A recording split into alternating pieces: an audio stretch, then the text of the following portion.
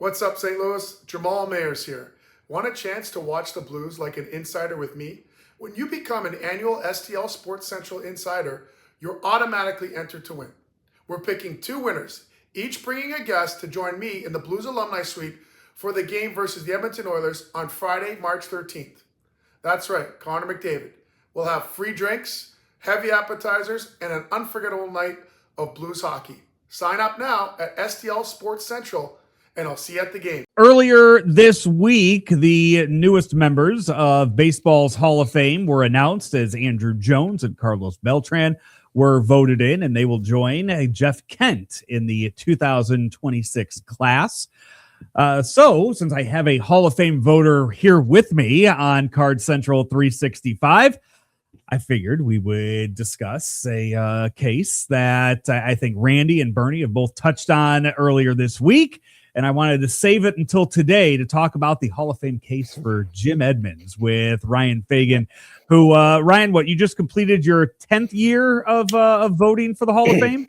Yeah, it's crazy to think of. But yeah, the first class was for the class of 2017, which was Tim Raines and I think Jeff Bagwell and one other guy. But the main thing was Tim Raines, because like Raines is a guy that kind of leading into what we're going to talk about, forever just had a lack of support that boggled my mind, right? He's one of the game's all-time great stolen base artists. You know, his stealing success percentage is ridiculously high. He was a great leadoff batter, and you know, he wasn't Ricky Henderson, but I mean, in terms of all-time leadoff hitters, he was right up there in that conversation behind Ricky Henderson. So he never quite got.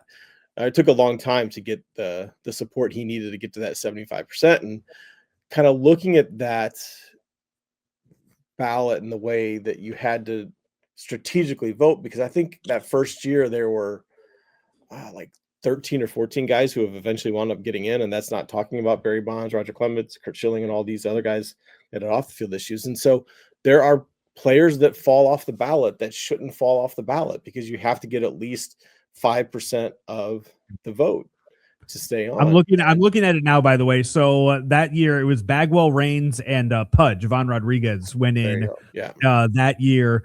And on that list, you also had Trevor Hoffman, Vladimir Guerrero, Edgar Martinez, Mike Mussina, Lee Smith, Larry Walker, Fred McGriff, Jeff Kent, and Billy Wagner were all on that ballot, who are all now Hall of Famers. So yeah, that's that's quite a ballot there. Yeah, exactly. And so when you talk about like Edmonds and trying to get to that 5%, the year that he was on the ballot for the class of 2016, there are 1, 2, 3, 4, 5, 6, 7, 8, 9, 10, 11, 12, 13 guys from that ballot who are in the Hall of Fame. And again, that doesn't count Schilling, Clemens, Bonds, McGuire, Sheffield, Sosa. So you're talking about legitimately almost 20 guys who have Hall of Fame credentials or Hall of Fame numbers. So yeah, Jim Edmonds isn't in the top 10 of those people, but should he have been allowed to stay on the ballot? Absolutely. And I think when you look at Andruw Jones getting in, right, and that's obviously what people are talking about. Andruw Jones has a similar profile, right? He was a dynamic center fielder. Now, are you going to argue that Jones was better center fielder than Edmonds? Sure, whatever. Split those hairs. I don't care. But they were both elites, all-time elite. They both hit a lot of home runs. They both had a lot of moments. Edmonds was a little more consistent, especially later in his career, whereas Andruw Jones was good for 10 years and then was horrible for the last 4 or 5 years of his career. Edmonds wasn't the exact same type of player, but he didn't have nearly the fall off. So if Andruw Jones, who only had like 7.3% of the vote his first year, has made it up to the 75% necessary to get in, yeah, absolutely, Jim Edmonds should be in that conversation. But because of that 5% rule, because you can only put 10 guys on your ballot, he fell off. And that, you know, I mean, we can get into different things, but when I first had my ballot and I thought, how am I going to use my 10 votes? You have to use them strategically, right? I was going to vote for anyone who had a chance to get in if I thought they deserved to get in. I was going to vote for people who I wanted to make sure stayed on the ballot. And it's because of Jim Edmonds and Kenny Lofton and Carlos Delgado and Ted Simmons and all of these great players who, because of crowded ballots or whatever reason, fell off and then were not in the conversation again. So I've used my vote strategically to try to keep those guys on. The first year I voted for Scott Rowland, when I submitted my ballot, you look at the Ryan Thibodeau's Hall of Fame ballot tracker. I mean, Rowland was like at 6-7%. So you didn't know if he was going to get in. And I voted for Johan Santana, who had the couple of Cy Youngs, and Santana didn't get the 5%. Rowland did, and Rowland wound up getting into the Hall of Fame. So, I wish the Hall would get rid of the 10-person minimum. Like, there have been years that I do not use all 10 spots, right? But for it to be there, it just creates issues that don't need to exist. And Edmonds is a prime example of why it's a bad idea. Looking back on that 2016 ballot, and Billy Wagner, it just jumps off the page for me, because both Jim Edmonds and Billy Wagner were in their first year on the ballot that year. And Billy Wagner received 46 votes that year, which was good for 10.5%. The following year, in 2017, Billy Wagner received 45 votes. So actually dropped a vote, lost a vote that year, and then ended up climbing and ended up getting into the 2024 class. He ended up getting in last year, or 2025 class of the Hall of Fame. There was nothing. Billy Wagner's stats did not change from 2016 to 2025. But somehow he was able to climb up. I look at this, and you see where Edmonds got 11 votes there. It's just, it really is. It's criminal to think that he didn't get a chance. And again, I'm not saying he's first ballot. I feel like if he would have gotten past that and he would have climbed the same way we've seen these guys climb over the years. But to not get a second opportunity for what we saw him do, and the teams he was a part of, the plays that he made, and the awards that he racked up in his career, I don't understand it at all, to what some of the voting was. And again, 10 years ago, this was your first year doing it. Like, what was the argument against him 11 years ago? That's a great question. That was the year before I had the ballot, so I didn't vote on that one. But I think it sounds, not that this helps Jim Edmonds at all, but I think when people look back at that and said, what in the world just happened? How is he off? How is Kenny Lofton off? Because that's another more recent example. I think voters really started to kind of look at how they were using their ballots a little more, and started to be more strategic with the 10-person maximum. Because I think before that, it's just who are the best. And I can't speak to every voter, but it feels like, and in conversations with other folks who have a ballot, who have voted, it felt like kind of like, okay, here's the list of the players that are on 30 something every year. Who are the 10 best, right? You vote for the 10 best. Well, because of the confines of how the ballot is set up and the voting is set up. And again, this is not the BBWAA is doing. The BBWAA has asked multiple times to get rid of that number, that maximum.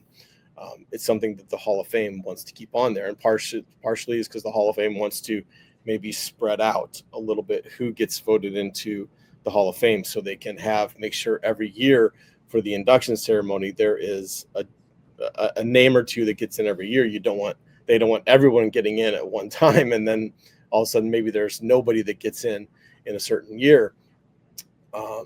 And I get it. That weekend is really cool. It means everything to the Hall, to that city, to that community. That's where a lot of businesses make a lion's share of the money that they have for the year. I get it. It's not necessarily the best way for a museum to be honoring the folks who should be honored.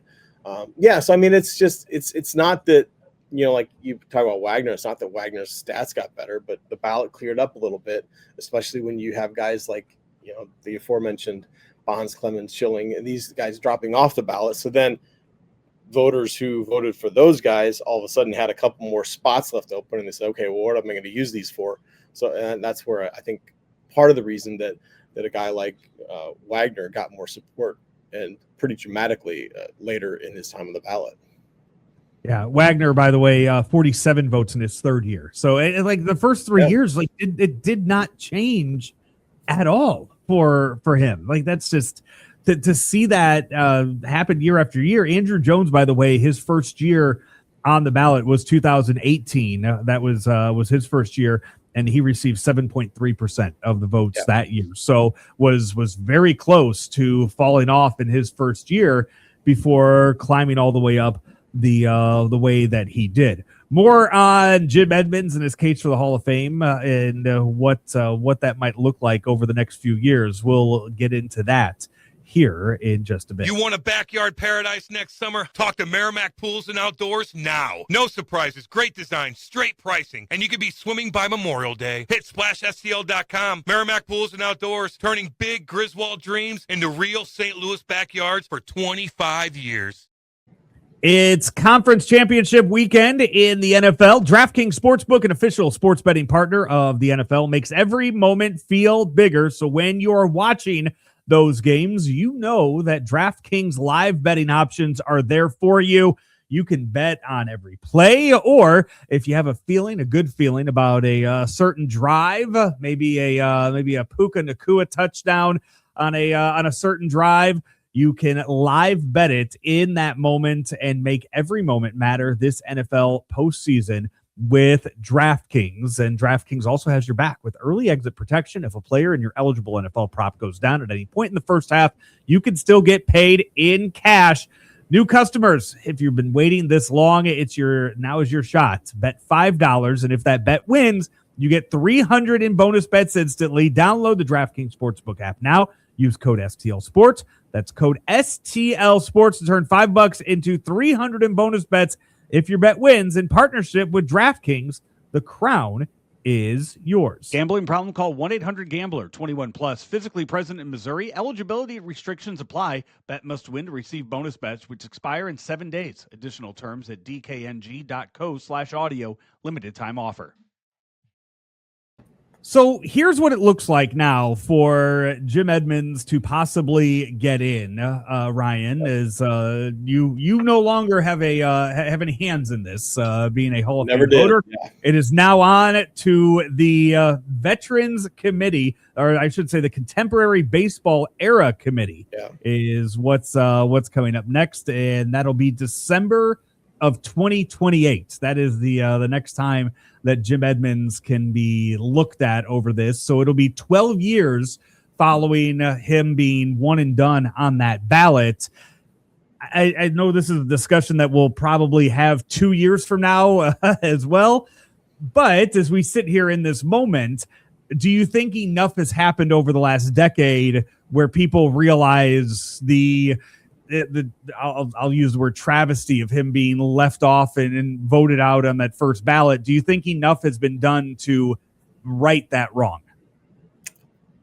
I don't know, because the 28 is not the first time he was eligible to be back on a ballot. I mean, that's part of the issue is these Veterans Committee ballots only have a certain number of players, and he was eligible to be on the one that happened this last year, and he wasn't chosen for that. So it's not just that he didn't get elected, he wasn't chosen for the ballot. And I think that's the issue, because this ballot, they put on, Bonds and Clemens and all of these guys, and they didn't get. So you'll see a new crop of players in 28, but he's competing with guys like Lofton and Lou Whitaker and Dale Murphy and all these other players for just a spot on the ballot. And then you get onto the ballot, and then I think it's the 16 voters, 75% of them have to put his name on their ballot, and they only get a certain number of votes. So absolutely, he could and probably should be in the Hall of Fame, but it is not an easy path. I think the thing that helps him is, the comparables to Andruw Jones. When you look at at their numbers, and I've got it pulled up here on Baseball References StatHead, the comparison. Andruw Jones had a WAR of 62.7. Edmonds is at 60. I mean, that's negligible. That's not a big difference. Edmonds had a few more hits, a better batting average, on base percentage, slugging, OPS plus, significantly better OPS plus, 132 to 111. Jones had 40 more home runs, 90 more RBIs, some more stolen bases. Jones had 5 All-Star nods. Edmonds had 4. Jones had 10 Gold Gloves. Edmonds had 8. Jones did not win a title. Edmonds won a title. And to think that one of those guys is a Hall of Famer and the other one isn't considered, I don't think anyone in baseball will tell you that. I'm just saying that the process for Edmonds to just get on the ballot is a crowded one. And if he does, and then he has to be significantly better in the minds of those voters, and at that point, it's players who are already in the Hall of Fame, it's some media members, and that's basically who makes up the voting contingent. So he has to be considered by 75% of those people on that committee to be one of the best 3 or 4 people on that ballot. It's a lot, right? I mean, I know Cardinals fans are going to hear that and like, that's ridiculous. And I'm not even saying you're wrong. It's just the way it is. And it makes for a long road and doesn't raise the hopes of it happening anytime soon necessarily. Were you happy with the results from the voting this past year? In your 10th year, did you anything surprise you from this ballot? Well, I mean, I always, personally, I love my ballot and I hate my ballot. I'm excited to fill it out, and I regret the second I send it in because because of what the Hall is and the qualifications that you're given and the cases and comparing them to people. There's no perfect ballot, right? There just isn't. The easiest way to do it would be to say, I'm only going to vote for folks who are inner circle Hall of Famers, the guys like Griffey and Babe Ruth, and guys that no doubt one of the 50 best players in the history of the game. But that's not what the Hall is, right? There are a lot of guys that are way outside of that inner circle who are already in the Hall. So you're trying to make it representative. And what I've tried to do is make my ballot reflect the best of the generation, right? So who are the best players of the generation for 10, 15, 20 years? And that's how I have to put it in. And I think, I didn't vote for Andruw Jones for a long time. I'm happy he got in. I voted for Carlos Beltran. I'm happy he got in. Either guy an inner circle Hall of Famer? No. But do they have careers that are representative of the other players that are in there? Yeah, I think so. It's going to be interesting when you look at the ballot going forward, because I mean, I remember the first year I voted for Roland and he wound up at 8 or 9%. A lot of people, the knock on him was that he hadn't played enough games, right? He was injured too much. He didn't have as many consistent seasons as Brooks Robinson, so he shouldn't be in the Hall of Fame.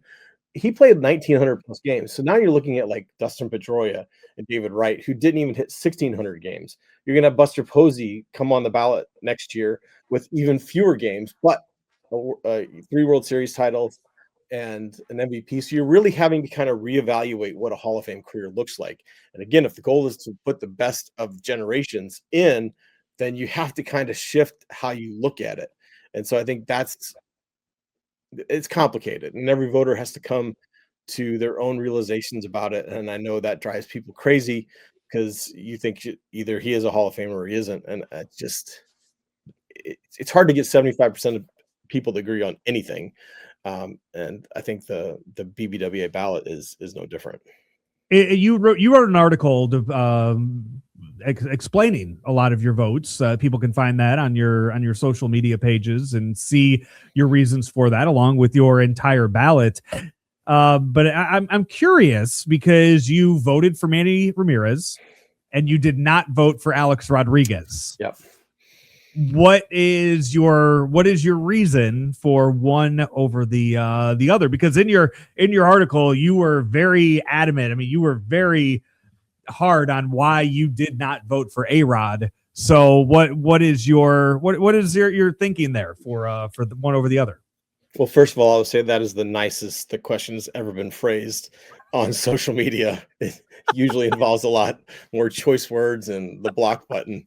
But I don't know. Look, I mean, to me, I voted for Bonds, I voted for Clemens, I voted for PD guys because baseball had embraced it, right, for a long, long time. And Manny played a lot in those years. He tested positive twice, right, at 30, almost 37 years old and 39. Now, did he take PEDs before that? Probably, maybe. I don't know. We don't have proof, right? We don't have the proof that he did or did not. And so for me, that part of his career kind of falls into the Bonds, Clemens, that bucket. By the time he tested positive at 37, almost 37, his career was more than Hall of Fame worthy, right? His numbers were there. If he had retired instead of testing positive, he would have been in the Hall, I think, with very little issue. The people will say, well, what about Rafael Palmeiro, who tested? I didn't have a vote for Rafael Palmeiro, so I can't say one way or the other. A-Rod, on the other hand, admitted to taking steroids for 2 long stretches of his career, once in his mid-20s and then again in his early 30s with the Yankees and the whole biogenesis thing. And just when you look at the lengths that A-Rod went to lie about it twice for extended periods of time, to me, it's just, that's, you know, I mean, it's hard to put that character clause into effect because it's so vague, the line in the voting, not requirements, but kind of the stipulations. But to me, that crosses it. You know, I haven't used that a whole lot of times in my career on the ballot, but that goes to that level because of the levels that he went to try to not just say I didn't do it, but tried to go aggressively after anyone who presented any sort of evidence, the way he fought baseball on it. To me, that's the line, right? And I know a lot of people will never, ever agree with that. And to be honest with you, I'm a little happy that Manny this was his 10th year, so he drops off of it. So I won't have to answer those questions anymore, but I've just at least tried to be consistent with this is the way I look at it. And I've written about it every year. And that's one of the things, you know, we talk about the ballots and some people would say, here are the people I voted for and not talk about it. I think it's real important to be transparent with not just this is who I voted for. This is a couple of reasons why, but it's like, let's explain the thought process, right? Let's explain the whole thought process behind how I'm looking at the ballot. Let's look at all these different facets of these players. My ballot column this year and the last 2 years haven't been quite as long as it was the first couple years I was at Sporting News. I think those columns were like 3,500, 5,000 words long. It hasn't been quite that in depth, but I just think it's important because we have that honor and privilege of voting for the Hall that we should kind of share that with everyone who doesn't have a vote and kind of be just honest and open and transparent. And I'll talk about in there, like I've talked about every year. I don't know all the right answers, but this is what I'm thinking. And, you know, people have said, well, you're an idiot. They're probably not right or not wrong. They've said this is a great ballot and they probably are wrong. But I think it's just important to kind of put it all out there and let people at least see where you're coming from. There you go. Thanks for the explanation. He's Ryan Fagan. So when you make comments in the YouTube chat, make sure you address those to him and not me with that. But we'll block them for you regardless if they leave them in the YouTube chat. But no, leave your comments regardless on your thoughts on Jim Edmonds' possibility of getting in when the baseball era committee they've changed the name so many times. Yeah, it's hard to. I think you're right. Contemporary baseball. 2028. Yeah. Next time we'll have to discuss anything along those lines. But that's going to do it for today's episode of Card Central 365. We're brought to you each and every day by DraftKings, where the crown is yours here on STL Sports Central.